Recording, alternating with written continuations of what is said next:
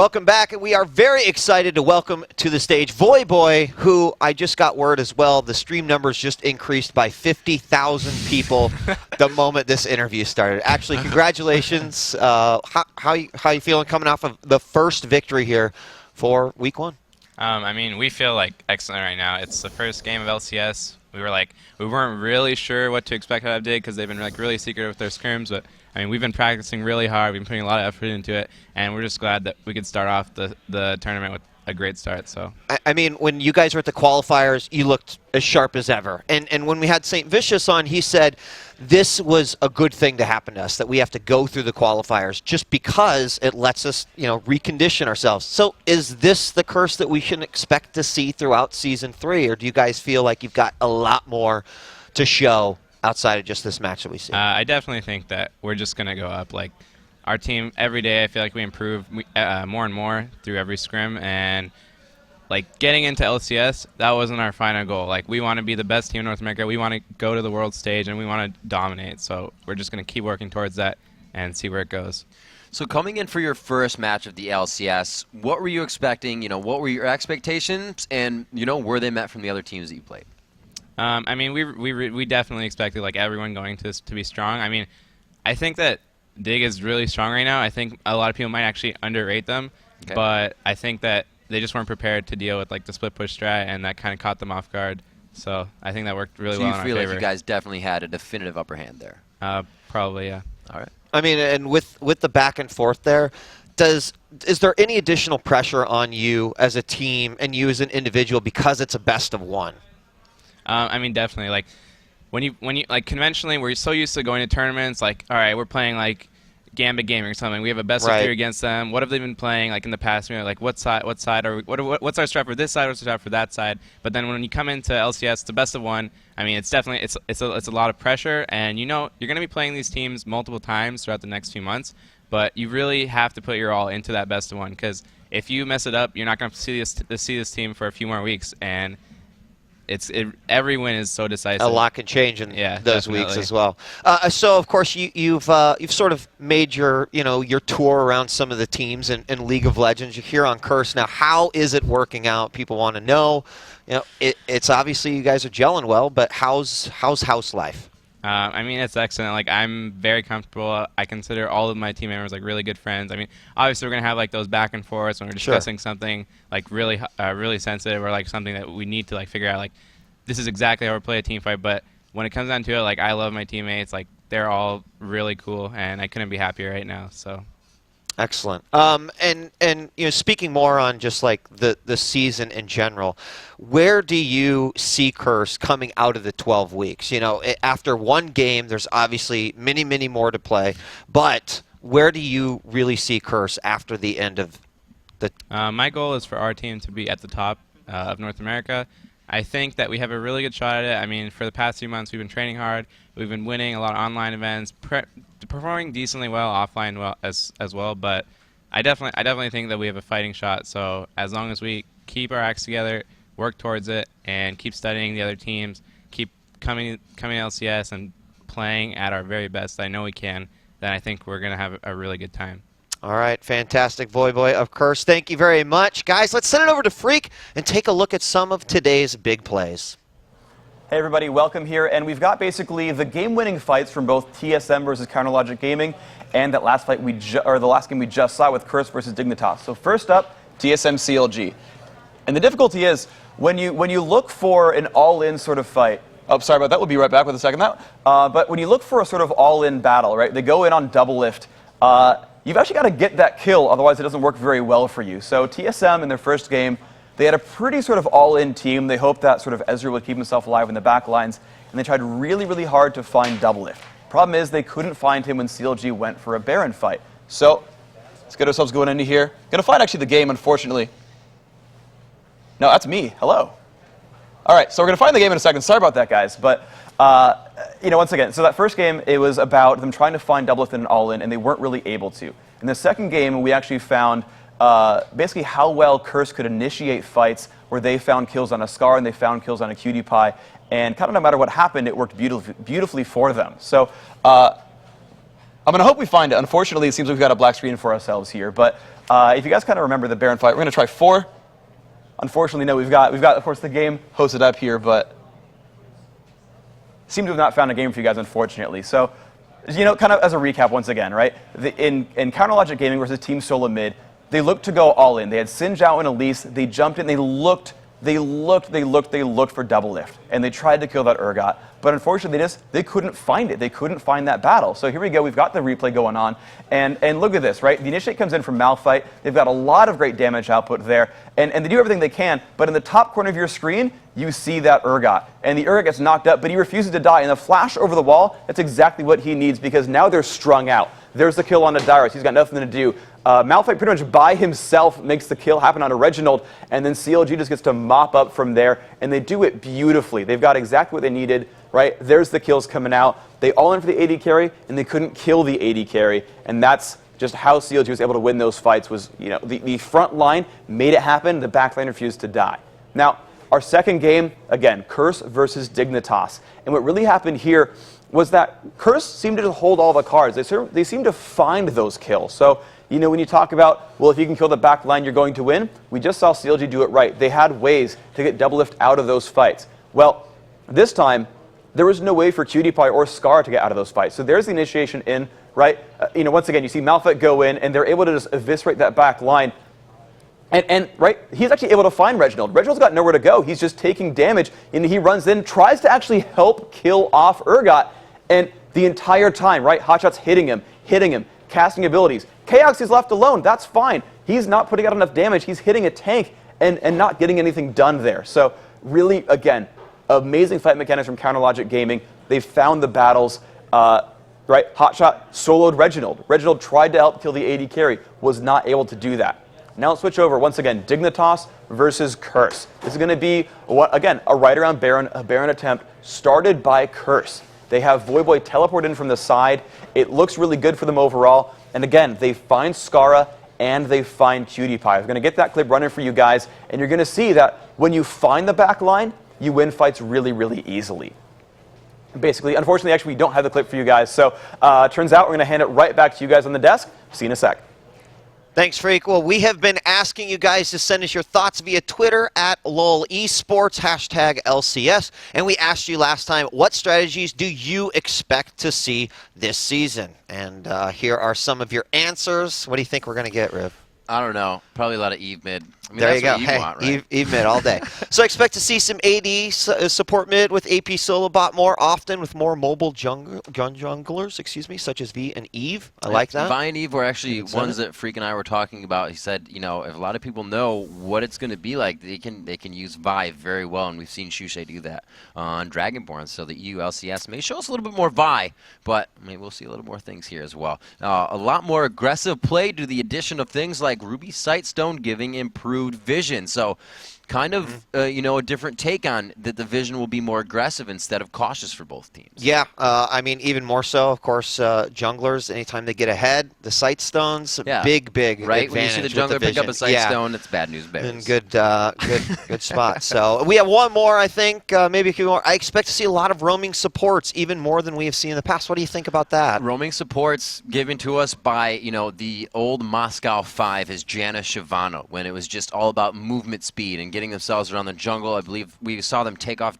Dignitas off guard. I believe it was Hanover the first time we saw that. It was absolutely ridiculous, but now, yeah, coming back a little bit here and there. We saw it a bit in Brazil as well, but Season 3 does allow for that. As we were saying, Tarek was one of the ones that was going to be used as a roaming support at the NA Regionals here in LA, but Team Solomon actually didn't get to use that. They wanted to use a roaming Tarek with their jungler. So we'll have to see if it does come out. Great Twitter answer, guys, and keep your responses coming. Keep it up. Remember, it's at LOL eSports, hashtag LCS. That's right, ladies and gentlemen. The LCS continues right after this short break with Counterlogic Gaming versus Good Game University. Stick around.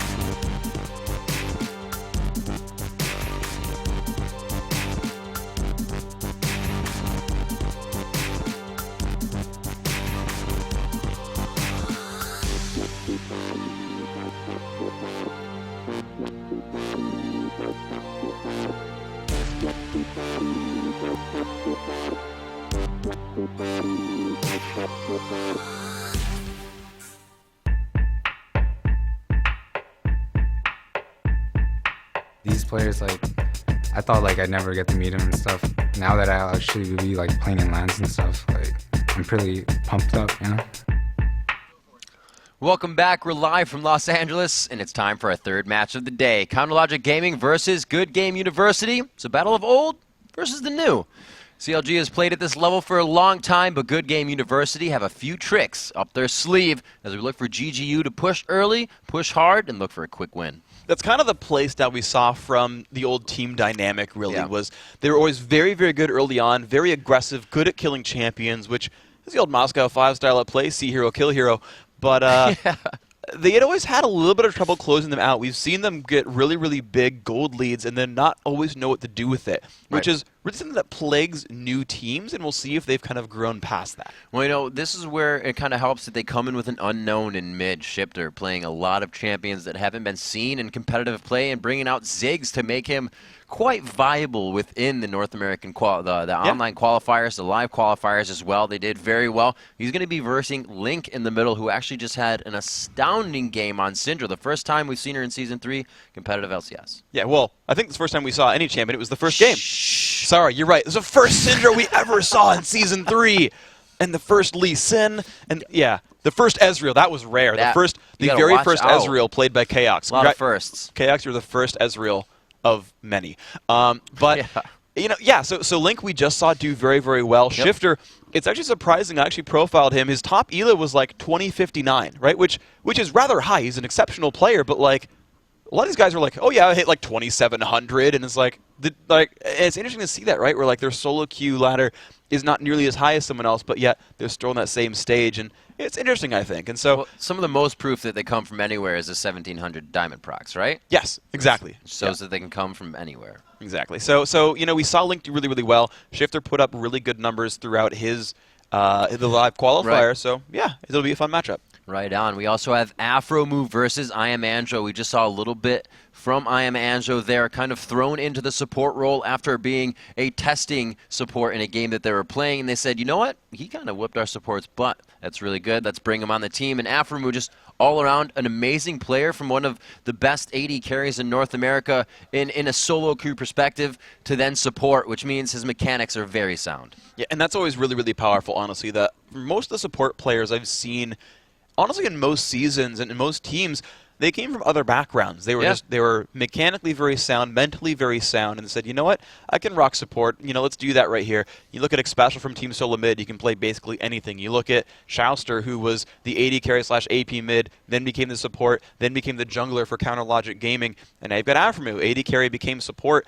And it's always a cool thing to see, right? That just these guys can switch roles around and oftentimes thrive. I mean, yeah, look at Chouster, right? Yeah, exactly. Running all over the place. So, with CounterLogic having that game, we remember that it is Hotshot in that top lane. You're going to have in the jungle Chouster in that mid lane coming in very strong. Is going to be Link for them. And then you have your AD carry and that double lift and Afro move. Yeah, and then meanwhile, over on the red team, you've got Good Game University, Zion Spartan up at the top, Nintendo X in the jungle. They've got Shifter, we just talked about him, and then they've got Don't Mash Me and Anjo there in the bottom lane, and they've looked very good. You know, they had a single, like they had what, 2 games lost throughout their tournament at the North American LCS live qualifier. There we go. Sorry guys, but they looked really, really good.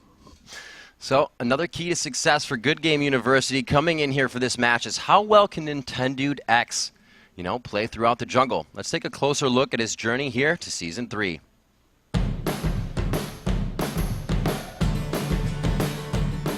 I'm Josh Hatkins, gamer named Nintendo X, and I jungle for Good Game University.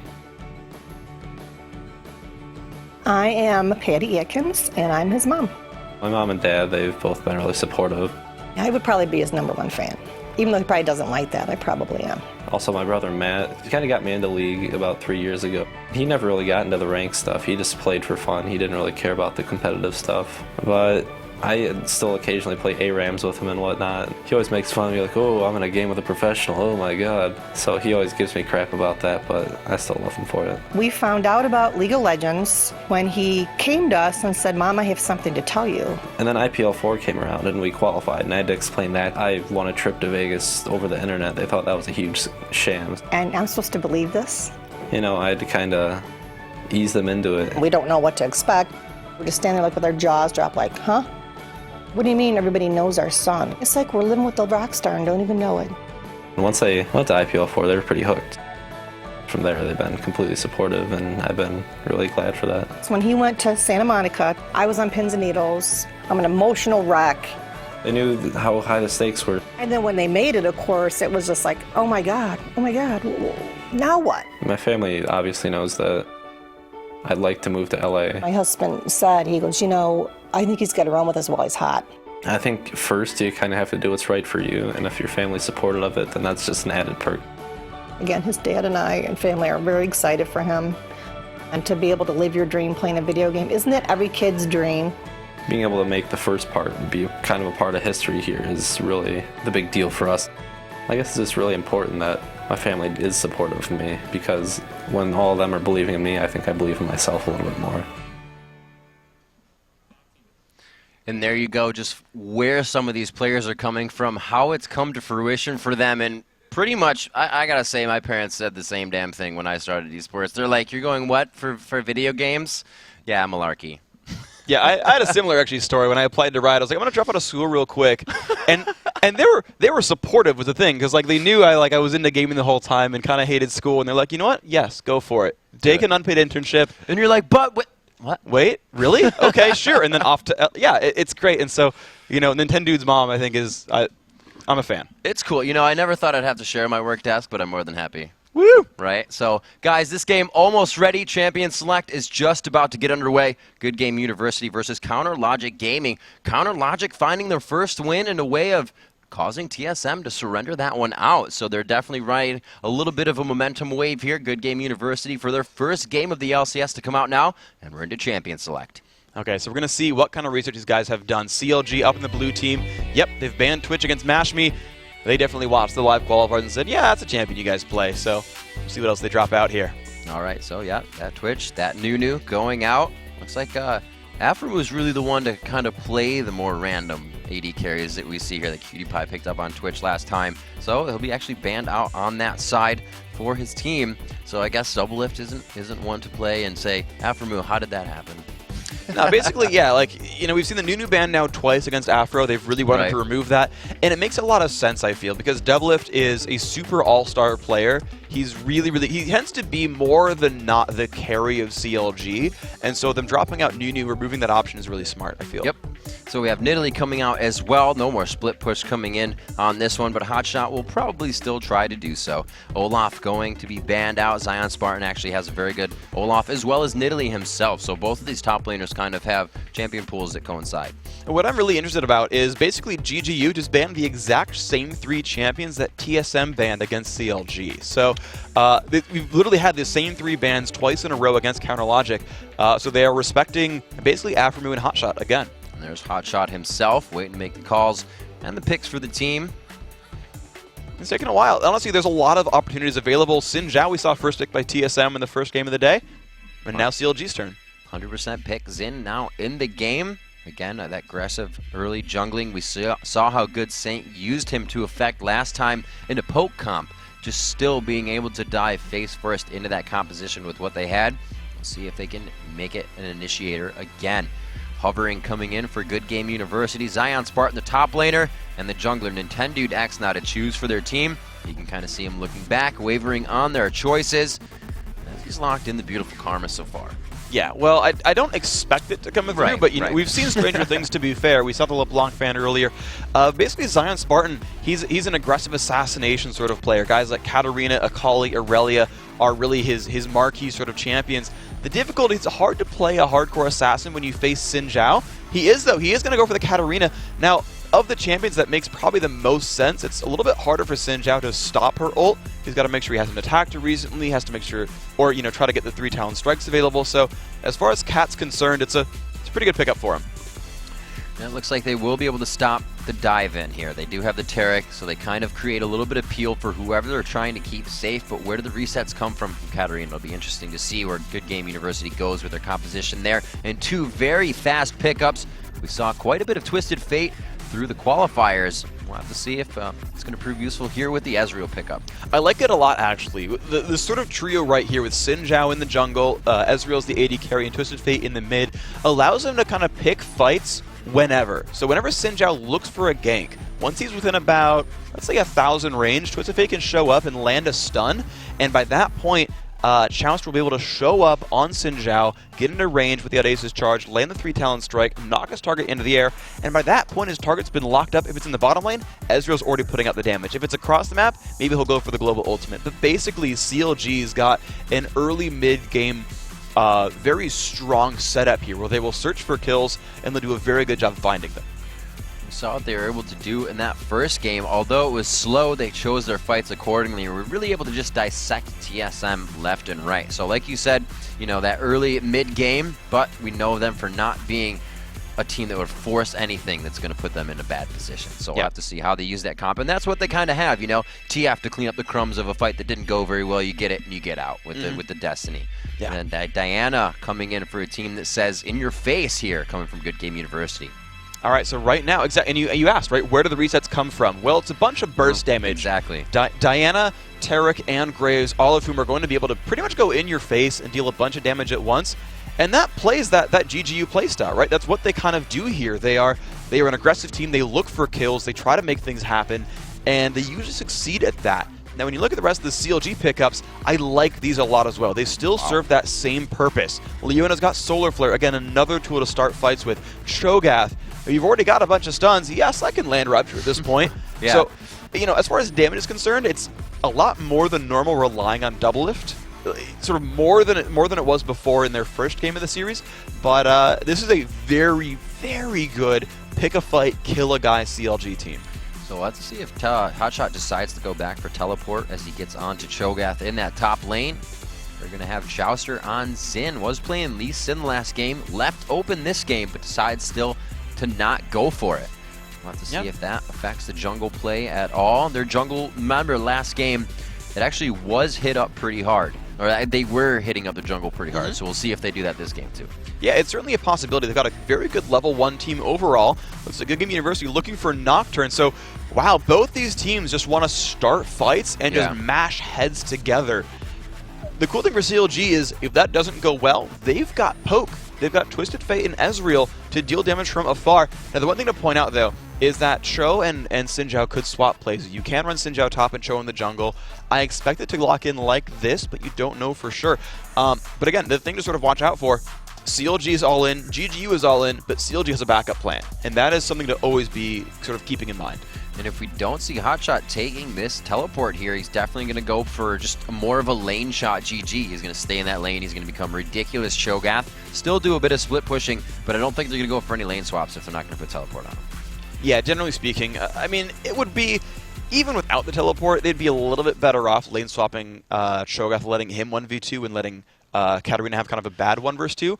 But as we just saw actually in our last series, I said at the very beginning, like, ooh, I'm sorry, you're not going to have a very good time here, Kiwi Kid. You're 1v2, you're 0 minion kills after a full wave push to your turret. And he ended up getting like third place minions on his team, but he still got over 200, still went like 7-3 in that game, had a phenomenal performance for himself. So, you know, we've never seen lane swaps really shut someone down. But at the same time, it's still kind of, I think, a strong play to go for. It always is, because you're taking somebody out of their comfort zone. That's the first thing that you can do is, you know, mentally task somebody at the beginning of a game. Whether it was through a little bit of trash talk before, as Team Martin likes to do, gracefully, or whether it's through the champions, picks, and bans, and to really just kill out that comfort zone, because you got to start somewhere. Of course you do. You've got to do something to build an advantage over the opposition. And you never get that advantage by playing passively. No. At this level of play, you don't make a lot of mistakes. I mean, sometimes you'll do a bad tower dive, but generally speaking, the team that wins is the team that makes the moves. It's the team that says, yeah, we're going to ban something out. Yeah, we're going to lane swap you. Yeah, we're going to invade. And let's find it out. We got the game going on right now. All right, as we jump in back on to Summoner's Rift for your third matchup of the day here. Thank you for joining us for the League Championship Series. going on every week this season. Saturday, Sunday is going to be the EU LCS, but we still have a full day and a match left today for the NA LCS. CLG right now versus Good Game University as we were coming in here. CLG already with a win on the day. More than happy to have that along with Curse. Right now we see Link and his team being quite aggressive to start this one off, just putting down some jungle vision. Now, the funny thing I want to talk about with CLG, actually, is we spoke with Doublelift yesterday, and he said that there's a big difference between the top 4 in LCS, which was them, TSM, Dignitas, and Curse, and the bottom 4, which included Good Game University. And he said that we've scrimmed everyone a whole heck of a lot, and there's a clear distinction here. And we, meaning CLG, he said, we don't have a lot of practice for late game because when we play these bottom 4, we just win too fast. And we never get to late game. So, you know, we talked early on about GGU having to start out strong early on because their late game might be weak. Well, CLG apparently, if you believe Doublelift, they just win early game anyway. We'll have to see if that's the case, Freak. Looks like nobody's going for any sort of aggression here, and really they haven't gotten wards in either to see jungle path. They're very much so on the entrance of the jungle, making sure they're not late invading the golems down bottom. Super safe here. The lane swap does not come out for CLG, but it does for GGU. All right, it's going to be interesting, though, because, I mean, Greatest Taric is good at shutting a champion down in general. They're very good at picking fights and doing really bad things to people. However, of anyone to try to shut down, Shogath has probably the best time of it in that he has some free sustain, and he's got good wave clear, so I don't see his turret dying super quickly, but, you know, I could be corrected here. So he saw him move out into the tri-bush. He saw that he's in a 2v1 lane now, so he knows to play passive right off the bat. He's not going to take any extra damage he doesn't want. Blue buff going around, red buff for Chowster. We'll have to see where they will go after this. I don't expect any fast ganks coming from them just yet. With this lane swap, though, it's going to be quite hard to gank a Cho'Gath in the first place. So that those 3v1 attempts may be a bit harder. Well, we'll see. They've got the potential fear coming out from Nocturne. They've got the point stun from Taric, and they've got some good burst to follow up. So we will see. We'll find out what actually ends up happening here. But right now, Good Game University, as well as Logic Gaming, are really mirroring their jungle path. You see Nintendo X grabbing his red, Chowster grabbing his blue buff, and this is the first point you're going to really see them start to make some moves. The Smite's going to come out really on both sides here. They'll grab the buff, and at level 3, we'll see if they go for a gank. Link trying to play that lane kind of in the face. Oh, Zion Spartan. Oh, they did go quite low, or quite hard on him right there, taking him down, forced to pump those potions in. He did go for wards and a whole lot of potions, so he's going to be able to sustain on that one. I think he's got about 3 charged up to go ahead into his health bar right now. Nocturne is backing. As Chowster stays in the jungle still. We'll see if Nocturne is going to go for a lane gank here. He does have Katarina pushed up quite far bottom. They may try something on that bottom lane. They've not found anything just yet. Nocturne is running down the right-hand side, though, so we'll see what it looks for. Chowster, though, is actually making his way across the map, which is going to be interesting. He's not going to find a Wraith camp able to get a gank, but he is looking for Shifter. And there's the ward right in that bush. You can see Shifter pinging it out. Nocturne has made his way down bottom still. He's only level 3, so it's going to be a lane gank coming in on here, and Shifter, they miss. Nintendo X shows himself, and this is just going to be for some lane pressure. All right, the nice attempt of the mid lane gank. You saw Twisted Fate lock a gold card as Chowster ran in, but Shifter did smell it, so that was really smart of him. Chowster's still winning around, but he's just, I don't know if he's going to find anything here. He's under turret now. I don't think they can kill Shifter. They got the ping onto blue buff, so this is very good. Bottom lane saying jungler is in the bottom half. Hotshot, if you need to do a few things to get some CS that may take some damage, do that. Everybody's communicating right now, especially with the vision of that jungler. And Chowster has been spending a lot of time over here by Wraiths. Through all that time, he's just going to get the smite away on the big one, and he's actually waited for this ward to go, but he was seen there by Nintendo. Yes, okay, so Chowster's still not quite finding the stun. Little bit of damage on a Shifter. They're going to go in. Oh, the gold card was not there. I don't think Link was really anticipating a full dive there. Chowster moving back out.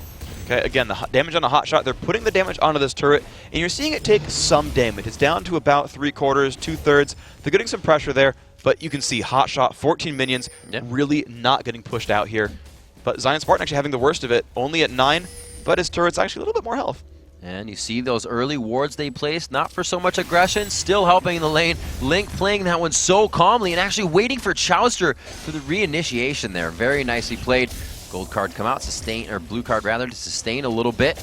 And now with the vision again of the junglers in mid, we'll have to see how the top and bottom lanes react to this. Well, right now, honestly, you're kind of seeing them play the jungler camps mid and everyone else sort of farms off from the side. You're not seeing a lot, but it's Link in the mid. Oh, Link actually flashing the terror just before it goes off. Do they have enough damage? Actually forcing 2 flashes there. for nothing. So a little bit of an upper hand grab there for the next few minutes by GGU. That is really, really strong here. Nocturne's going to try to get himself closer to level 6. He's going to look for another gank attempt soon. Shifter close to 6 as well. And that's going to be the really big point here. That advantage right there. They burned the exhaust and they burned both flashes. This is huge for GGU. Expect another gank on TF soon. Nintendudex coming up from behind here. He may be able to get them. Why is he not going out yet? He actually dodges the initiation from Zenith Blade there, but they choose not to go in. It would have been a hard one. Hotshot GG could be going down here. A beautiful flash rupture gets himself over Tarek. There we go. We're just seeing the summoner spells getting burned out here by CLG. The lane swaps, they're putting on good pressure. Again, Hotshot's having a slightly better lane if you don't count summoners than Zion Spartan, but his turret a little bit lower. And again, the mid lane, it's just winning a little bit. So GGU, they're making those early moves. We'll see if they can find another gank soon. The jungler's quite close to hitting 6 here. Great harassment onto Zion Spartan. He's used up all of his wards. You can see him placing them just behind him in that tri-bush to stop the 3v1 ganks that Chaucer is actually going to formulate in the top lane here, which we would be countering if it were a 3v1 rather. And it looks like he's just going to, again, the jungler's coming to the bottom lane only to apply pressure and get those sieges, or get the minions off the turret. And right now, you're just kind of seeing him. That's what we saw actually in the first game of CLG versus TSM. The jungler would show up, play a supportive role, keep the turret alive for a little bit longer, and then run back to his standard role here. And you're seeing that's working fairly well. You're seeing level 5 on both junglers here, but now Shifter is 6. Now Shifter can find fights. Nintendo's on that side of the map. They can look for TF here. Looks like Nintendo's going to get his little take back on the Wraiths as well as his were stolen out earlier. We saw Aframu placing wards in the 3v1 gank spot as well down in Zion Spartan's bush. Nintendo's actually going to stay in this jungle. He's going to start pinging around. They say he may be towards our red buff. We really need to be careful. You can see Aframu making that move to make sure he's not. Yeah, Nintendo had timed that red. He could have really easily estimated the fact that blue was coming up, and look at that. They actually pinged out that Double Lift and Aframu were coming from the bottom lane to jack him on that blue way, or sorry, the red buff steal. So right away Nintendo had to leave and leave that alone. And actually, as you were saying, going for the blue buff now, Shifter takes that up. Not going to be any movement from CLG to try and grab that. We do see in mid lane, Link does not have his yet. Should be up in a few off of that. The difficulty, though, is that CLG, if this plays passively like this, is going to go in their favor. I mean, yeah, we had some aggression, but no kills will come out of it. But Twisted Fate's passive is giving his team quite a bit of gold overall, that even though you're seeing fairly equal minion kills on both sides, you're actually going to see CLG up in gold because of that TF passive. There's a teleport top for Katarina. Oh, Wait, Hotshot Recon. really close to the lane here, and it looks like he could be caught out. Shifter jumping in. That was the teleport in that came up. A dazzle down on a Hotshot. He does have a bit of health left, but it's not going to be enough. He hits a full rupture, but goes down in the end. There we go. That teleport, sorry, from Diana. That was the one. And very, very good gank coming in there. Chauster is actually holding the blue buff safe, though, for Link. So, early aggression happened for GGU. Those ganks coming in. And they're going to get the first turret off of it as well. The top turret is going down, and Good Game University have really opened up. I was going to say opened up a nice lead, but CLG just tied it up with their own turret kill. Yeah, very great job as they're making sure the map awareness is there. Something's happening top, we need to pressure the bottom. And they kind of prepped that the whole time to make sure they just had something if it went down. Zion Spartan now is going to be able to farm this lane up. We'll actually have to see. This is that time for Aframu and Double Lift to back. The AD and support to switch up. Destiny coming in here onto Zion Spartan. And it looks like he's just going to kind of walk it down with him. The gold card hits. He forces the flash out. Again, it's just harassment coming in from CLG after they lost that little bit of initiation. Yeah, it's a very smart gank there from Link, showing up and forcing the flash was the best he could have done. Very smart by Zion Spartan to know that if he didn't run away fast enough, Afro would have been in range for Solar Flare. So even though he wasn't going to die to TF himself, he knew he was close enough to Leona that he had to flash to not die to the ult afterwards, so smart play.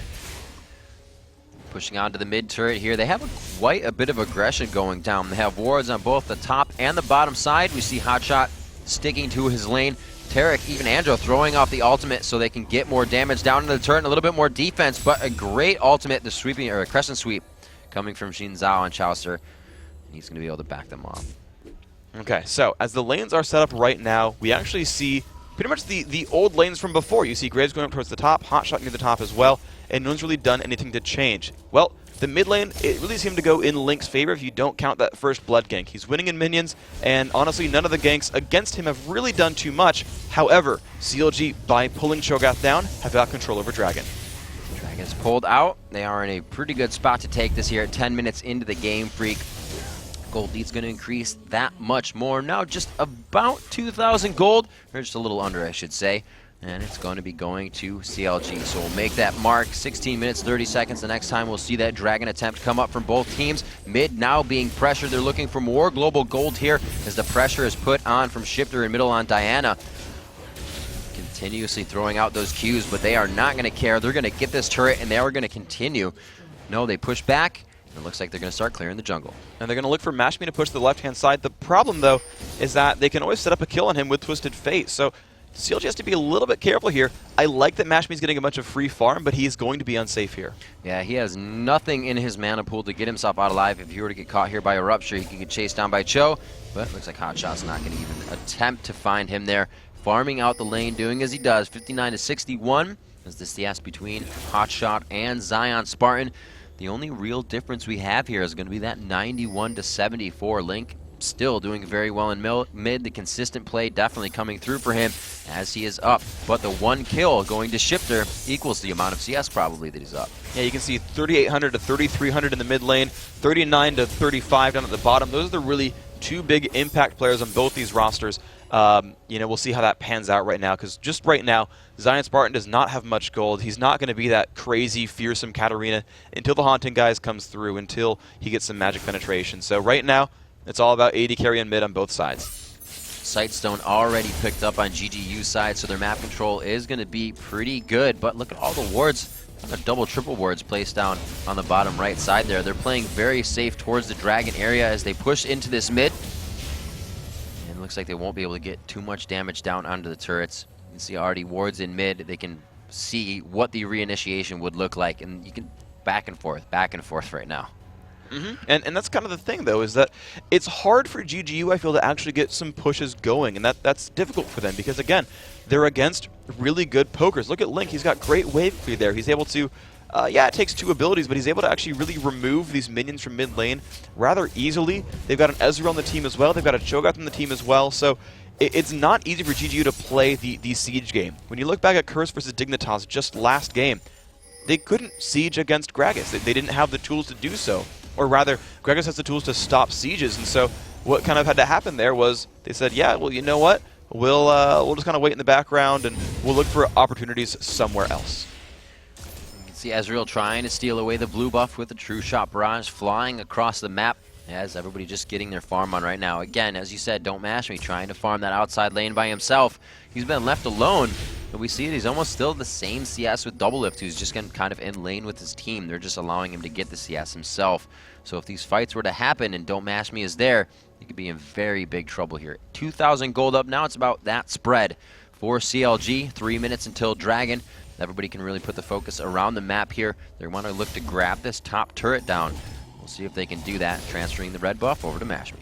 Well, thankfully for GGU, they're nearby, so they should be able to react to this in time, keep the turret alive, and they've already rushed an Oracle's Elixir, though, which is remarkably early for Oracles normally now in Season 3, which tells me that they're looking for a fight to start somewhere. They're looking to try to find things, right? They're playing aggressively, they're assassin-based.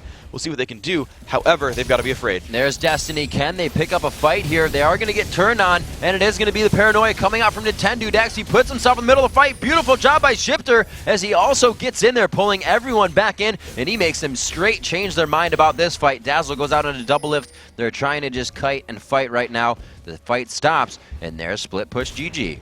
Split push Split push GG indeed. And the thing is, though, no one's really got teleport unless they send a Shifter against him one-on-one, who's now got a big cooldown to wait for. So Hotshot is going to really draw this game out, which I like for CLG, right? CLG, I think, them playing late game, being able to tank through the lineup and not give Katarina resets is a better situation for them. Buffs being picked up. Looks like everybody kind of slowed down after that little engagement top. They didn't really like the fight too much. 1-0 still in this game. We've had a slow game, a fast game, and then again, once a very slow game. I think this is our slowest one so far of the season out of the three, Freak. Yes. Well, it's just such a statistic. CLG. It is. Yeah. It's so significant, of course. But, I mean, that is the old counter logic gaming we saw back in the day, right? That was the Season 1, Season 2 counter logic gaming. They played very measured games. And Double Lift, ooh, he got found a little bit there. That's called pain, and he just wasted the last bit of mana that he had.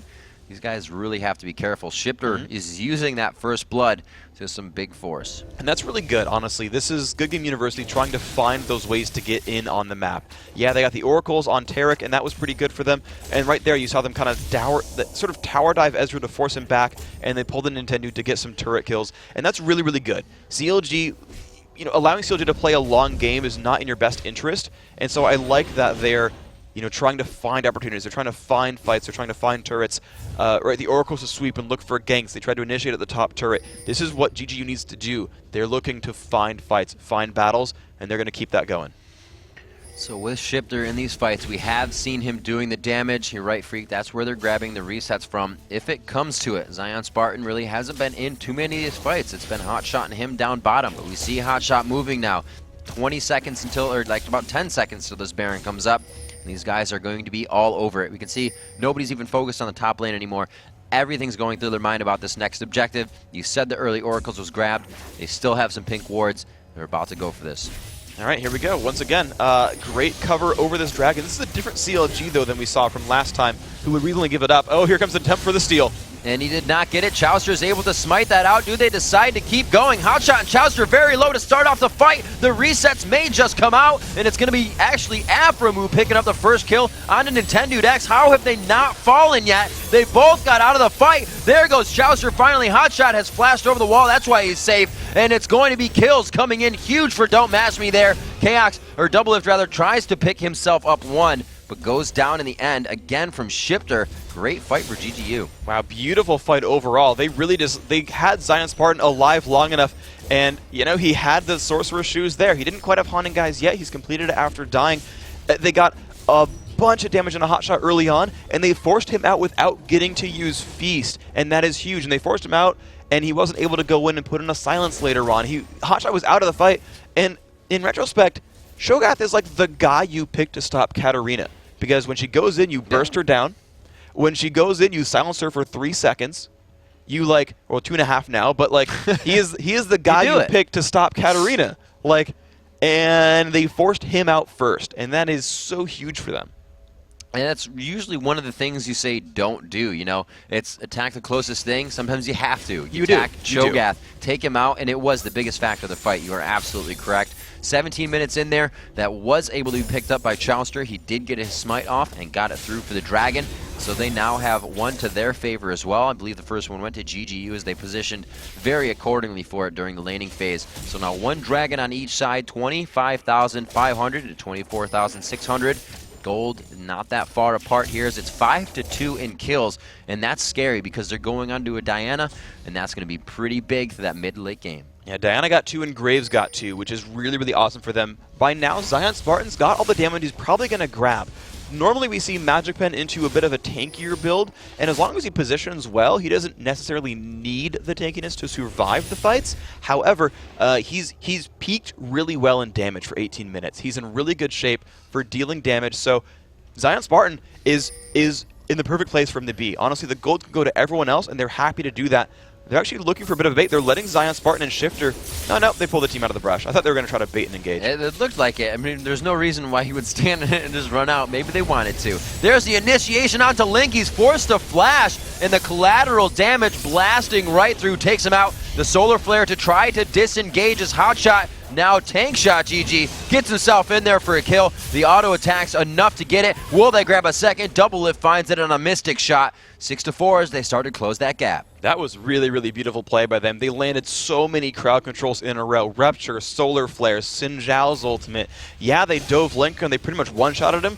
Nice engage their GGU, but all of CLG was ready for it, right? That team has to play as assassins. They are in melee range on top of you. Rupture and Solar Flare. Oh man, is that wreck faces. We just saw how many faces indeed it did wreck, and CLG was forced to flash, get out of that. They were forced to use a lot of summoners. Still, Hotshot was able to push that back. A great re-engagement there. Nintendo Dex very low, probably not going to be able to help in this top lane. He has to be careful at this situation. CLG is on a momentum push right now, and to see somebody with that much low health is only going to mean more turrets. There we go, the good red steward there for Hotshot. However, that means Feast is down. GGU, though, they cannot find a fight to engage. Nintendo too low, the rest of the team too far away. It was an opportunity for them. It was close. They do finally grab that top turret down. 3-3 in turrets. The gold lead about 2,000 now in favor of CLG here. But the kills are still going back and forth. As we take stock of the teams, 141 minions in mid to 140, but that 3-0-3 of Shifter is going to be so big. It's actually only putting them up about 200 gold. So with the assists and with that creep score, props to Link. I'm still trying to stay close in that even matchup. The problem with this Twisted Fate pickup, though, is he hasn't really found those opportunities normally. When you look at sort of Twisted Fate, Messiah put up a guide, Messiah from Team WE in China, put up a guide about Twisted Fate and said, really, you pick him there as a sort of supportive champion, and your first two ultimates are the most important times of your life as Twisted Fate. They're the two biggest sort of impacts there, and he hasn't really found a lot out of that. I think his 2 assists came from that prior fight, where they picked up the 2 that dove him at the end there. But, certainly he's not really forced engages here for CLG, so I'm interested to see how it pans out here for TF, because he will scale, he'll get some good damage, and, he'll become a really, really good wave cleaver, but he hasn't built that, supreme early game lead you expect to come out of TF. Still just biding his time, throwing down some wild cards to push the lane. You're right. Not too much of an impact play right now. We'll have to see, though. They do have the initiations. If he is not able to do so, as we said, they have the Solar Flare and the Rough Strike coming from Hot Shot. So it's not all lost if Link cannot get himself in. I am Anjo, rolling around in the jungle with his team now. Good wards going down, as we can see. Pretty much complete vision for CLG and how confident they are to walk through the jungle here. They said this may just be our jungle. Seeing Zion, Spartan, and Nintendo Dex there. This is where Hotshot starts to become a bully. This is that Cho'Gath we were just talking about in pregame, where he's left alone by himself with 4, and the rest of the team is going to start doing things. Right after they split, we'll start seeing this. All right, but here we go. CLG, though, you've just seen them take down a turret. They are in position. I'm trying to check the timer on Dragon, which is going to be 22.5 minutes, so it's only 15 seconds away, and that's going to be vital. I mean, CLG's waiting around. They just killed the last one. They should have it timed, but actually they're recalling, which I'm very surprised by. We'll see if GGU goes for it. Hotshot actually building quite differently from what we've actually seen here in the qualifiers and recent tournaments. He doesn't even go for a giant spell first. He goes all for the magic resistance that he needs. He's really scaling off of the health that he's getting from his feast or on each level. So he's kind of just mitigating all the armor, and really, they can't kill him yet. I like that really a lot because, like you said, Cho'Gath gets a lot of health through his ultimate. He's been using that constantly to get himself farmed up. And Hotshot's good at not dying, so he's going to keep those feast stacks. There's the Dragon. Great job picked up by GGU. Pink ward to make sure. Spotted by Double Lift. CLG knew they were giving that up, though. But yeah, Hotshot's building a resistance build because he has the health already. Let's see where he decides to go. They are going to back a few more items for themselves, and yeah, there it is. Going for the Glacial Shroud. Gets himself a little bit more mana and a lot more armor. And that is what he's going for. He's going for a resistance build, very similar to what we saw in Season 2, and really from most Cho'Gath. I mean, I shouldn't say Runic Bulwark because it didn't exist, but that Aegis Frozen Heart sort of build is, I really like that build from Cho'Gath. I think Randuin's may have been his last item up in here, and he's really not going to need the Frozen Heart for too much of anybody. It's Katarina and Diana to come in there, so maybe we'll go for the Randuins once again. Well, I mean, Randuins won't build off of Glacial. I mean, he might just do it now. Right? Yeah, he might just do it for the cooler reduction. To be fair, I could see that, but I mean, Diana scales off attack speed a little bit. Just Frozen Heart in general is good. It just is, and that's all I can really say. Like, it's just a good item, even if you're against a double mage team like this. It just is good. So we do see double Zonias coming out, one for TF, one for Diana here. Shifter and Link both getting a core item under their belt now. The Haunted Guise for Diana, and that Sheen coming in for Link. So he's looking to do a bit more damage, a little more burst in lane. And that's really interesting to me because once again we look at that CLG lineup, and they're not going to dive Cho'Gath, they're not going to dive Xin Zhao, they're not going to dive Leona. Good luck diving in Ezreal. It's possible, but he's got really good escapes. And so who you go for? Twisted Fate. Well, like on his Syndra game, he grabs a Zhonya's Hourglass early on to say, nope, you're not going to kill me first. Freak, they have vision of Mash Me Top, and they said we have way more than enough damage to take down this turret here. May not look like it, though. The Paranoia coming in from Nocturne. They shut down the vision. He dives in, but they dive out. Shifter says, I'm diving in as well. Collateral damage from Mash Me. Actually only one, though, health bar for CLG. Shifter in the same situation as they are forced to start flashing out of this one. The re-engage, the TF ultimate. Link finds himself a kill there, coming in with the gold card, and they force this fight off and may finally find this turret. And there is GGU not able to find kills because who were they going to go for? They dove in, they looked for it. CLG did a beautiful job disengaging, spreading out, not taking too much damage, and then said, we're going to go for Katarina. Zion Spartan, you're going to die. And they focused on him, they got that kill. But, right, you said it in a prior fight, where are the resets going to come from? Right now, nowhere. Yeah, Nintendo Dex jumps in with Paranoia, and he kind of let it go until the last point and said, I can still do some damage with my ultimate. But he just hopped on to Chowster and back out as soon as possible for a bit of free damage. So these guys are a bit, like you said, on the struggle for finding an initiation here. As they go back, we'll see what kind of items they get as well. Hotshot picking up 3 wards, a pink ward coming in for Chowster. That says objectives to me, Freak. It is going to be objective. CLG, they've got initiation, they can start fights, they've got poke, sure, but honestly, there's a whole wealth of opportunities available to them. They can go for turrets, even though there's only really one inner turret left at the top lane. But if they can always bait out a dragon, this is something they're very, very good at. You look at them against TSM. They baited out the Baron fight, the one we kind of saw on the Telestrator earlier. It's a good setup for them. They can bait the fights, start those battles out on their terms, disengage properly, and it's just a good way to get yourself some more kills. Looks like Katarina going for the Abyssal Scepter Haunting Guys build as well, helping out Diana a little bit here, as well as that ultimate from Tarek to be smashed down, just kind of buffing everybody up. So these guys are really trying to synergize with their build, with the team. That Locket of the Iron Solari coming out for both junglers. We've just seen it become such a formidable item of regen, cooldown, and everything. It's just what a jungler needs. Yes, exactly. It's just a great pickup overall, and you're going to see them, once again, mash their heads forward. CLG is going to like this fight. They don't want to fight under the turret so much because it opens up a lot of risk to them, but they should be able to disengage well. I have to see how the Zhonya's is used from both sides.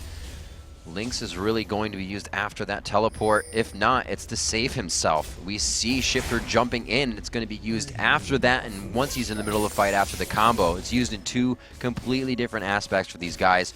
Shifter with the blue buff. To see if Link is sporting one as well. They do have their blue buffs, so they're looking to get their damage out on this. True Shot Barrage coming out as they check to see who else. Oh no, they're just clearing the top wave. Yep. I was like, no, 2 of them couldn't be doing Baron. Oh, top wave. Yeah, they had a ward on it anyway. Now, CLG, though, with the Oracles themselves now.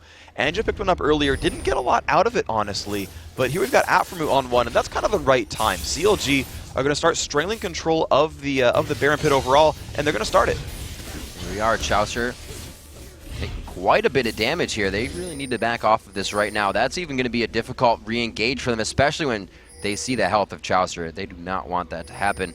They can't see it. And it looks like they are going to start diving in here. Nintendo Dex, very low on mana right now. Great job dashing out of that one. So the ultimate from Nocturne is once again down, Freak.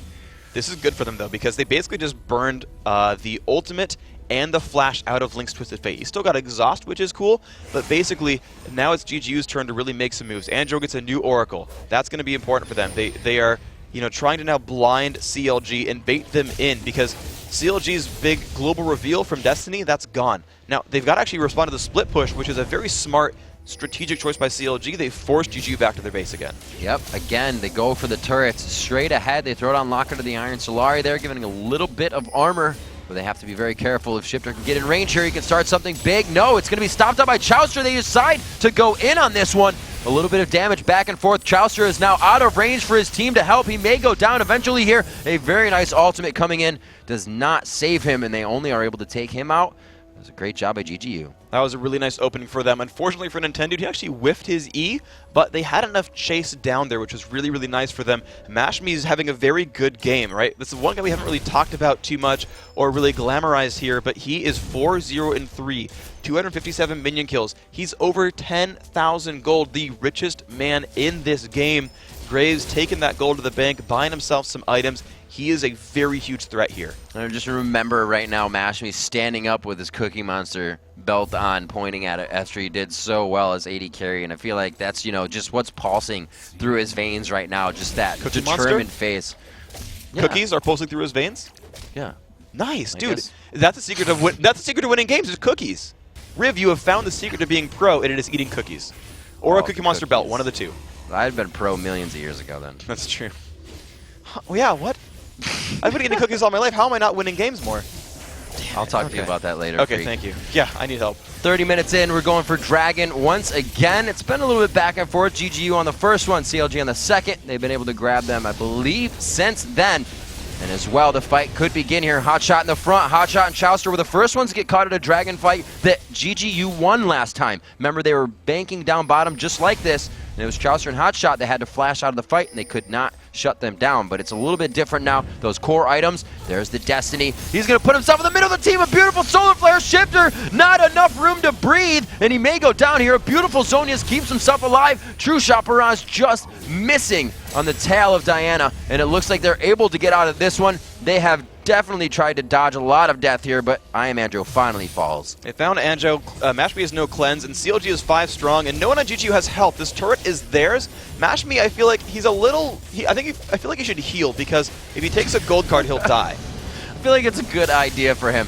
Going in for some free damage as the inhibitor goes down. GGU in a last-ditch kind of stop attacking our base. They're trying to just do enough damage to prevent any more of happening to their base. But he may be able to kite this one out. Looks like double lift. No mana for either. 80 carry. Flashes in. Gets a double kill. Don't mash me. Coming up there big time. That is an ace. Triple. Wow, that was impressive. Zion Spartan got a pretty much full channeled Katarina ultimate there. He was exhausted, but he found the time to go in with no crowd controls. And Mashme, I was wrong. That dude stayed, and he found the fight. He actually flashed after me to not get stunned there.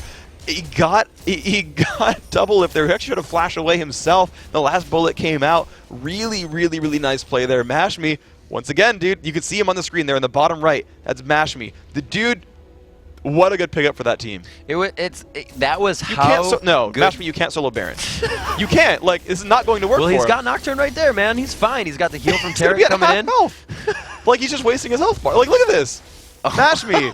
Bro, like, you're awesome, but you can't solo Baron. Oh, God. Chowster's coming in here. They don't have vision on this. He is going to try to clear this area, though. Oh, man. If he sweeps in the right direction. Go up. Ah, don't. Damn. Yeah. I mean, he just felt good. I mean, those cookies going through his veins, man. He felt like he could do that. But he's like, I can start it. I can start it. Guys, get over here. Oh, well. Nice try. But, you know, the idea was right, but you actually saw Chowster right away. He's like, you know, Baron's on the table here. Yeah. Mashme might try to solo it. I'm going to look. So let's take a look now. It's going to be that 5-on-5 with pretty much, you know, more than 50% of the core items that are necessary per champion here. Hotshot is actually kind of still sitting on that bulwark, and he got the Glacial Shroud, and he's gone for his boots, the tier 2 boots, and then he goes for all wards for right now. So he's got captains. He's really looking to support the team, really looking to help them. We have more tank coming out onto Xin. The Lich Bane being finished on Twisted Fate, as well as the Zonias. We saw Shifter just using Zonias in that last fight to a great extent, keeping himself alive for the majority of it. The AD carries quite fed now. Ezreal, a little bit more on the bursty side with his Triforce, but you're going to get that from Graves' Buckshot anyways. So basically, GGU are looking pretty happy right here. Oh, there's a base trade opportunity. They're going to be trading turrets right here. That is a turret meant first for that bottom side.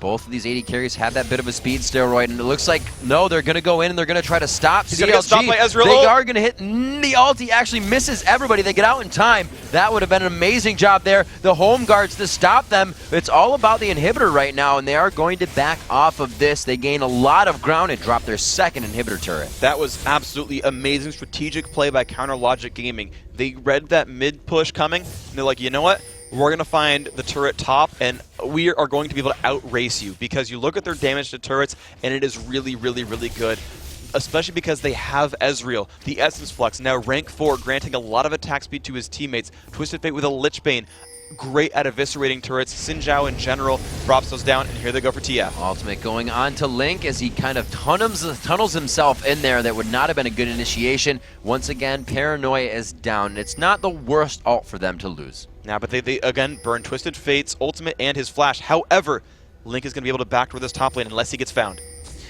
As they start to push in, Freaky is very close to being on the other side of Baron. Link trying to get together with this team here. The second he is seen not with them, there's definitely going to be movement from GGU. Now that they see all 5 members getting ready to poise on this Baron fight, the Oracles is in the hands of Anjo, so they're able to clear their way in here. The vision is only going to be set until they break into that Baron den. 12-9 is the score right now. Up by 3,000 gold means anybody's fight. That's really not definitive. Shifter is going back here. He has teleport to get in. They have a ward in place, and it looks like they are going to start clicking on Baron a little bit here. They are getting the damage down. They're trying to keep it from rezzing too much. Great smoke to try and split this up. They're doing everything they can to try to just get everybody backed off of Baron. Yep, but Being down to a half very health. good deterrent. That was very well done by GGU, basically. They knew they were poking on Baron. They didn't actually have direct sight of it, but they kind of inferred the health bar on it and said, no, we can poke you, you'll back off. So it looks like they play the mind game of backing very quickly here. They've seen how much they can stop GGU from going in and going out. So feeling that they can dictate that fight, actually both teams back and kind of concede the Baron. Yeah, well, right now, Ezra's been picking up a lot of really big items. Bloodthirster, Trinity Force, and Last Whisper. He's got a Quicksilver Sash now, which makes him very difficult to catch there. There's basically two huge crowd controls to worry about, which is Tarek, both with Stun and Exhaust, and the fear coming out from Nocturne. He's going to want to QSS at least one of those three. And, you know, Doublelift, he just wants to be safe. He's got great damage output. He's just going to be as escapey as possible. Meanwhile, Mashme, he's already got Cleanse. He's saying, you know what, I don't need to worry about too much more than that. I'm just going to go for a Warmogs and tank it out. Once again, Freak, here it comes. The Baron attempt back and forth. I think this is the first time where, you know, we usually say the team's not going to do Baron if they have a definitive lead. But this is a Baron to try and grab a definitive lead. And it looks like they're going to be able to get it. Spartan just on the other side could get in there. No, they're actually going to stop Baron. It's very low. Paranoia goes down, but it looks like GGU takes a good amount of burst damage right off the bat. They've split themselves out. Once again, Hotshot is out. Death Lotus has already been used, and there was no reset there, but they're able to go 1-for-1 so far. Chaucer goes down from Zion Spartan, and they will continue this fight. Doublelift trying to get some health back, just farming off of the Wolves as he moves around, and it looks like GGU pushes them out of a fight again. Look at all the blinking health for CLG. Wow, they trade 1-for-1 right there. Good kill on a Chauster, and that's actually, to me, very impressive, especially for Don't Mash Me on Graves, because they killed one of the two tanks. Well, I should say one of the three tanks on the team. But they killed one of the tanks on the team first successfully. They killed him off. Shifter, he actually would have lived, but he was stunned for too long, could not pop Zonias in time. Otherwise, the team could have collapsed and forced everyone back. But we saw once again, actually, Doublelift was forced out. He got low. They found him just enough for damage and forced him out of that one really well there. And yeah, Shifter died, almost could have Zonias'd it, but they were able to kill off a tank, which reads really well for GGU. Looking at the items as we go around here, Katarina 228 to Cho'Gath 163, but still we can see how big of a part that Hotshot is playing in these fights. But now losing his stack, it's going to start hurting that he hasn't purchased that health yet. He also went for the Warden's Mail on that, so that's going to help him out a little bit there with the armor as well. But he has the Glacial Shroud before that. He kind of stacked a little bit on there and plateaued with no HP when he needed to get it. So we see Hotshot rather going down a little bit faster in these fights. I believe he finally got himself up. One more stack will get him to full. He's got about 20 seconds left on that before they initiate. The ult coming up once again for Nocturne. That Paranoia for Nintendo X will be up. The Cleanse is up for Mashme. The ult is up for Mashme. And coming out of that fight, he had 100 health. 100% health, I should say. And he got the Warmogs. He's 7-0-6, about 50 CS above right now. It's 40 CS above. Doublelift. He's having an amazing game. Mashme is really helping to carry the team through this one. Yes, he is, I think, the biggest impact player of this game right now, and at the very least of Good Game University.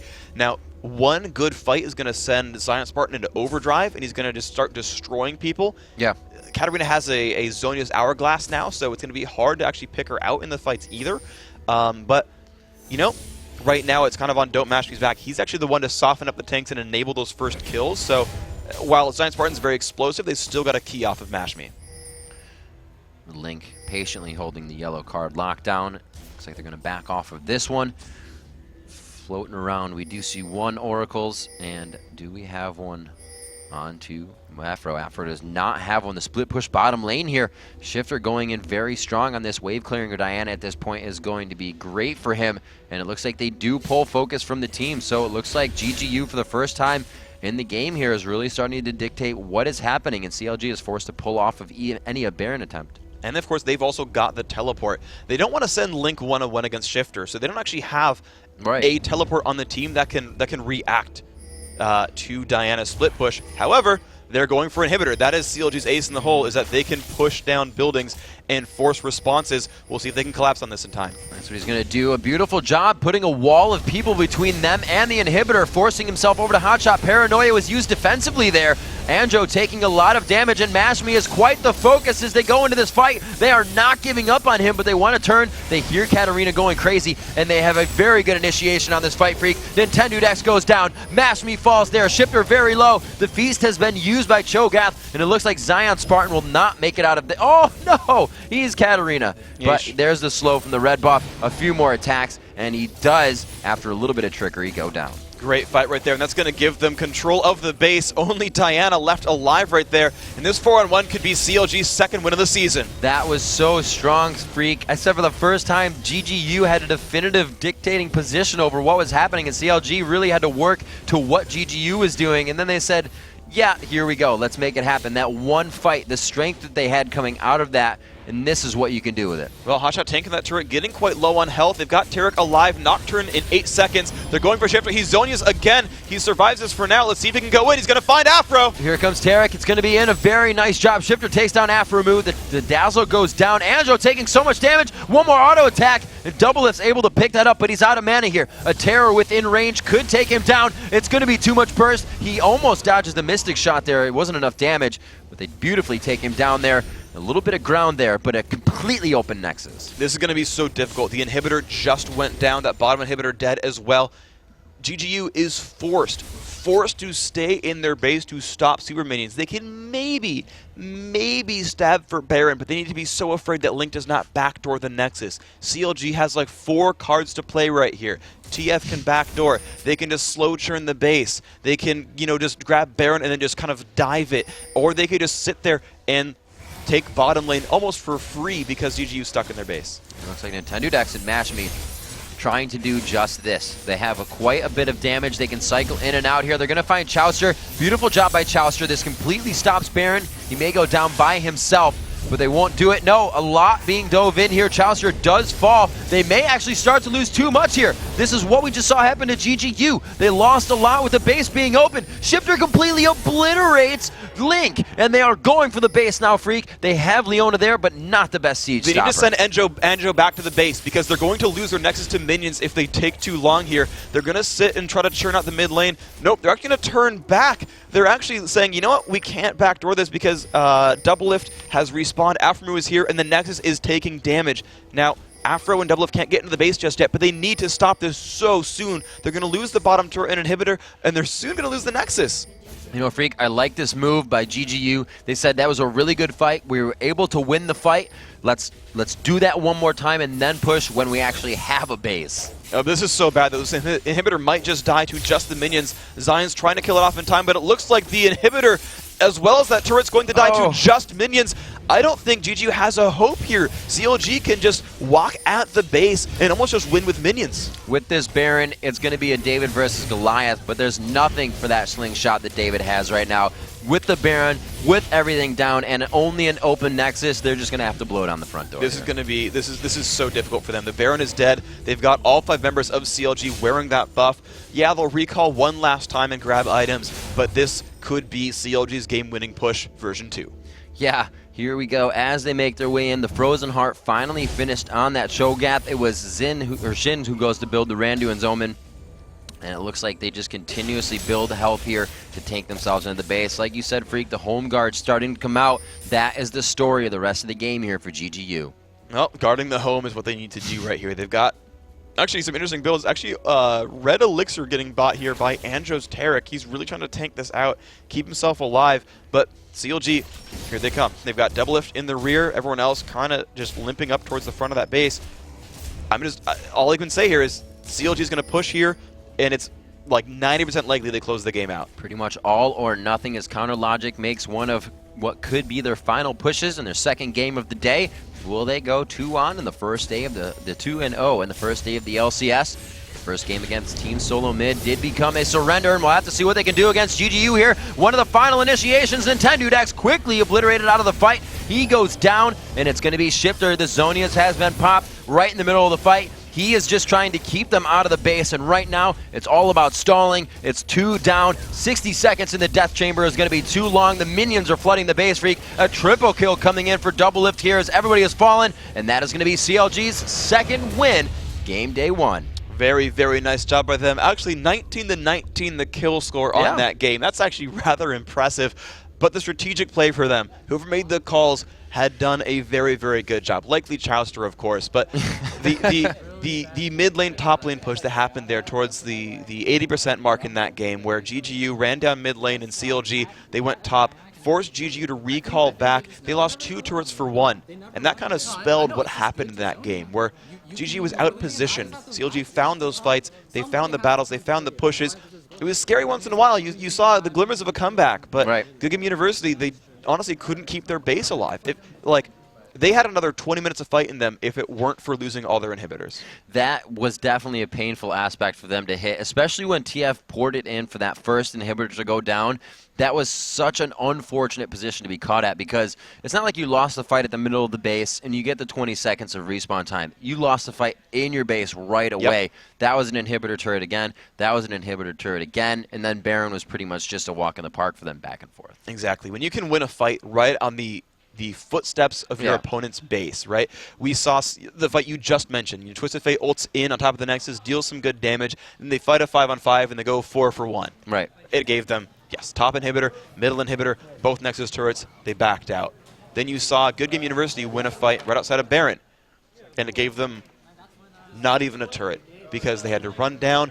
Ezreal had respawned already. There's nothing they could find there, and they were just like, all right, back to base we go. We got to defend. Right. And the unfortunate thing for them as well was they didn't even get to the bottom lane in time. Minions just by themselves killed a turret and an inhibitor.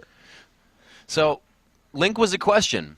Yeah. Link, no longer a question. Doublelist said, this man is a consistent player. He may not make impact plays, but he is consistent. And throughout each game, he actually did just that. Yeah. 2-4-2 this time, but he started off, 2-0 and something at the beginning of the game, playing very well for his team. And you said those first few ultimates, they mean a lot for Twisted Fate. And he didn't do much with them, but he didn't overextend himself to make that have to happen, which is what some Twisted Fates do. Yeah, he actually found those catches sort of in the mid to late game. He would, as a battle would sort of peter out, he would say, oh, you split up the wrong way. He found Zion Spartan one time by the Wraith camp in the upper jungle. And yeah, Link turned that question mark into an exclamation point. He's done very well for them. So coming out there, winning his mid lane matchups, Link on what so far? Twisted Fate and Syndra both showing us some stuff. So we've had questions about a few of these guys coming in on these fresh rosters. They've been showing very well. Season 3 has been prepped for by the teams, and we have more to come for you. After the break, we'll have an interview with Hotshot GG. Then our final match of the day, Team Solo Mid versus Vulcan Command. We'll be right back with all the action in just a few minutes. Don't go anywhere.